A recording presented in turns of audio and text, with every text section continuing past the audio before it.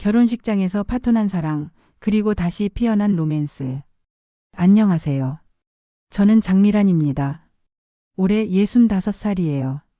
오늘 제가 들려드릴 이야기는 제 딸 서연이의 결혼식에서 일어난 충격적인 사건입니다. 그리고 그 사건으로 인해 다시 시작된 제 인생의 두 번째 사랑 이야기죠. 그날은 정말 완벽한 결혼식이 될 예정이었어요. 서연이는 그토록 사랑하는 선우와 결혼하게 되어 행복해했고, 저도 딸의 행복한 모습을 보며 가슴이 벅찼습니다. 하지만 그 순간까지 저는 몰랐어요. 신랑의 아버지가 바로 제 첫사랑 정해철이라는 걸 말이죠. 결혼식장에 들어서는 순간 저는 얼어붙었습니다. 신랑 측 가족석에 앉아있는 남자를 보자마자 심장이 멎을 것 같았어요. 정해철이었습니다. 45년 전 제가 평생을 두고 잊을 수 없었던 그 사람이에요. 해철이도 저를 알아봤나 봐요. 우리 눈이 마주치는 순간 그의 얼굴이 창백해지더라고요. 시간이 멈춘 것 같았습니다. 젊은 날 별빛 아래서 사랑을 속삭이던 그때로 돌아간 듯한 기분이었어요. 식이 진행되는 동안 저는 계속 해철을 의식하게 되었습니다. 그도 마찬가지였나 봐요. 자꾸만 제 쪽을 힐끔힐끔 보더라고요. 옆에 앉은 그의 부인은 차갑게 굳은 표정으로 앞만 보고 있었습니다.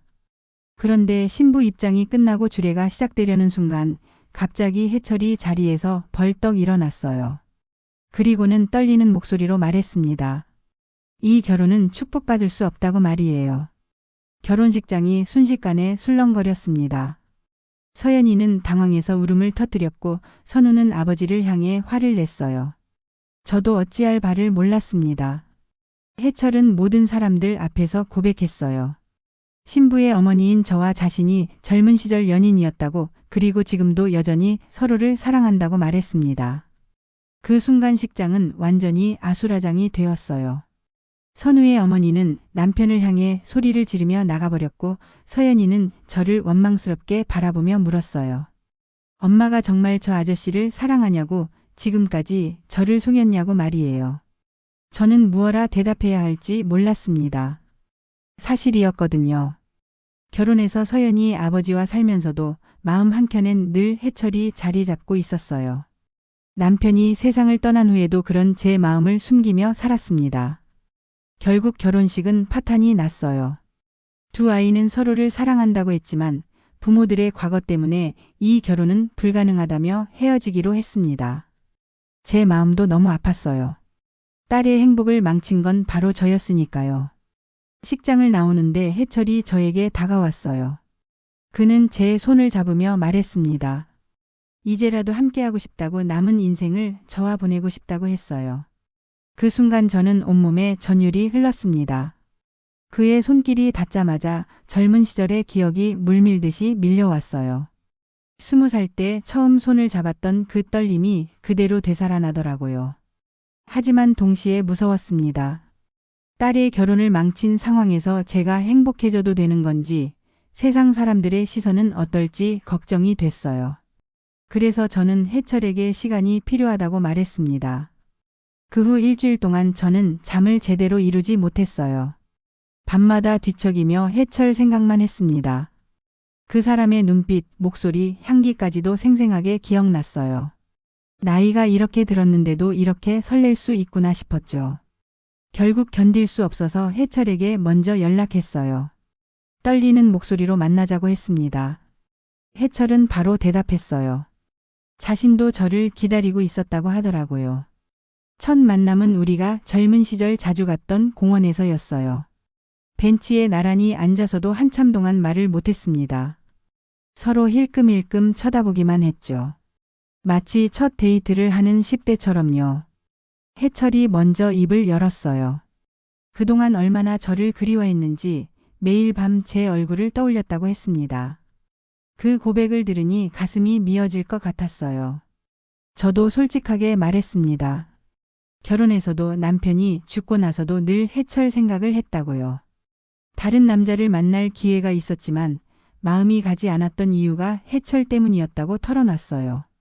그날부터 우리는 조심스럽게 만나기 시작했어요. 처음에는 일주일에 한 번, 그러다가 사흘에 한 번, 나중에는 매일같이 만났습니다. 마치 잃어버린 시간을 모두 되찾으려는 것처럼요. 하지만 만날 때마다 내적 갈등이 심했어요. 해철을 보면 가슴이 뛰고 행복했지만 집에 돌아오면 죄책감에 시달렸습니다. 서연이한테 미안하기도 하고 세상 사람들이 저를 어떻게 볼지 두렵기도 했어요. 해철도 마찬가지였나 봐요. 어떤 날은 만나자마자 제 손을 꼭 잡고 놓지 않으려 했고 또 어떤 날은 멀찌감치 떨어져 앉아서 우울해하기도 했어요. 우리 둘 다 이 관계가 옳은 건지 확신하지 못했거든요. 그런데 한 달쯤 지났을 때 결정적인 순간이 왔어요. 비가 억수같이 쏟아지는 날이었는데 해철이 갑자기 제게 전화를 했어요. 아내가 이혼 서류를 던지고 나갔다고 혼자 있기 싫다고 하더라고요. 저는 우산을 들고 해철이 있는 카페로 달려갔어요. 그곳에서 본 해철의 모습은 정말 초라했습니다. 머리는 비에 젖어 있었고 옷도 구겨져 있었어요. 하지만 저를 보자마자 안도의 표정을 지었습니다. 그때 저는 깨달았어요. 이 사람 없이는 살 수 없겠다는 걸요. 나이가 들어서도 이렇게 누군가를 간절히 원할 수 있다는 게 신기하기도 하고 감사하기도 했습니다. 집으로 돌아가는 길에 해철이 제 손을 꼭 잡았어요. 그리고 조용히 말했습니다. 이제 더 이상 망설이지 않겠다고 남은 인생을 저와 함께 보내겠다고요. 그 순간 저는 모든 걱정을 내려놓았어요.